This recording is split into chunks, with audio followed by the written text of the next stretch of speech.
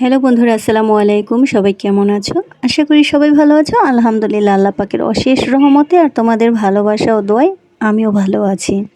তো আজকে নতুন একটি ব্লগ ভিডিও নিয়ে তোমাদের মাঝে হাজির হলাম। বন্ধুরা, আমি নতুন ব্লগার, সবাই একটু সাপোর্ট করবে। তোমাদের সকলের সাপোর্ট ও ভালোবাসায় এগিয়ে যাব ইনশাআল্লাহ। আমি আজকে তোমাদেরকে গরুর মাংসের একটি রেসিপি দেখাচ্ছি। আমি অনেকটা পরিমাণে পেঁয়াজ আর কাঁচামরিচ কুচি করে দিয়ে দিয়েছি। একটা কড়াইয়ের মধ্যে তেল দিয়ে এটাকে আমি ভেজে নেব। আমি এখানে কাঁচামরিচটা অনেকে আনাম দেয়, কিন্তু আমি কাঁচামরিচটা কেটে দিয়েছি। কারণ হচ্ছে আমার ঝাল খেতে খুব ভালো লাগে। ঝাল ঝাল তরকারিটা আমার কাছে খুবই টেস্টি লাগে। আর ঝাল খেলে আমাদের যদিও ক্ষতি হয়, তারপরেও কিন্তু ঝালটাই সবাই পছন্দ করে। গরম মশলা, তেজপাতা, এলাচ, দারচিনি সব কিছুই আমি গোটা মশলা দিয়ে দিলাম। এখন এটাকে সুন্দর করে ভেজে নিব। এটাকে নেড়ে চেড়ে ভেজে নেওয়ার পরে এখানে আমি আদা রসুন পেস্ট দিয়ে দিব। কারণ গরুর মাংসের মধ্যে আদা রসুন পেস্টটা হচ্ছে মূল। আদা রসুনের পেস্টটা যতটা পরিমাণে একটু অল্প মাংস বুঝে যতটুকু একটু হালকা একটু বেশি দিতে হয়। কারণ অন্যান্য তরকারি থেকে আমরা মাংসর মধ্যে আদা রসুন পেস্টটা একটু বেশি ইউজ করি। আর সেটাকে সুন্দর করে কষিয়ে নিতে হবে, কারণ তরকারি কষানোর মধ্যেই কিন্তু টেস্ট আসে। আমি সুন্দর করে এটাকে ভেজে ভেজে নিলাম। এখন দেখো আমি মশলাটাকে, হলুদ মরিচের গুঁড়োটাকে আমি আগে ভিজিয়ে রেখেছি। কারণ এই মশলাটা যদি ভিজিয়ে রাখা যায়, হলুদ মরিচের গুঁড়োটা আধা ঘন্টা আগে ভিজিয়ে রাখলে শিলপাটায় বেটে যেরকম তরকারির টেস্ট আসে, ঠিক সেম ওই রকম টেস্টই আসবে। কেউ ধরতেও পারবে না এটা গুঁড়ো মশলা দিয়ে রান্না হয়েছে।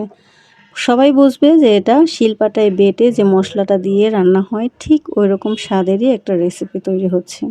বন্ধুরা, দেখতে থাকো।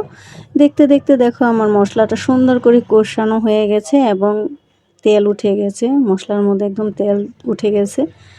এর মধ্যে আমি মনে করো এখন গরুর মাংসটাকে দিয়ে দিব। কারণ তেল উঠে গেলে মশলা থেকে তারপরেই কিন্তু বোঝা যাবে যে মশলাটা সম্পূর্ণ কষানো হয়ে গেছে, একদম ভাজা ভাজা হয়ে গেছে। এখন আমি মশলার মধ্যে একদম মাংসটা দিয়ে নেড়েচেড়ে কষিয়ে নেব।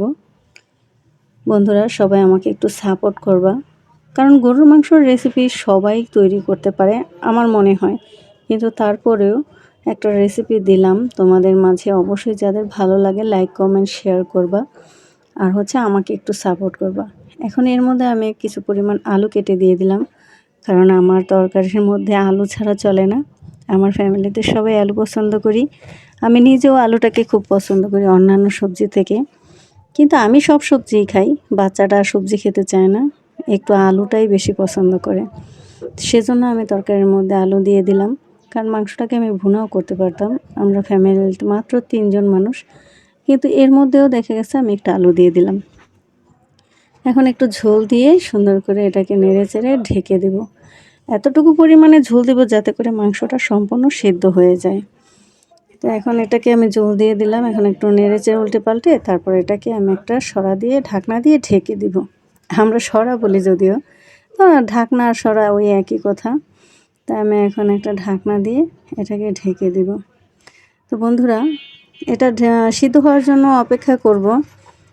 তো দেখি কিছু সময় পরে দেখো বন্ধুরা, আমার তরকারিটা একদম, মাংসটা একদম সুন্দর হয়ে গেছে, ঝোলটা কমে গেছে এবং মাংসটাও সিদ্ধ হয়ে গেছে। খুব সুন্দর বলক উঠতেছে এবং কালারটা খুব সুন্দর আসছে।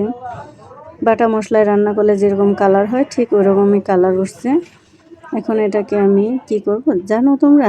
আমি যেহেতু বড় প্যানে নিয়েছি, এখন এটাকে আমি ঢেলে ছোট্ট একটা প্যানে নিয়ে নিব। কারণ বড় প্যানে রান্না করতে আমার খুব ভালো লাগে, নাড়াচাড়া করতে সুবিধা হয়, পড়ে যায় না। আর ছোট প্যানে নিলে হয় কি, আমার নাড়াচাড়া করতে গেলে মনে হয় যে পড়ে যাবে এরকম।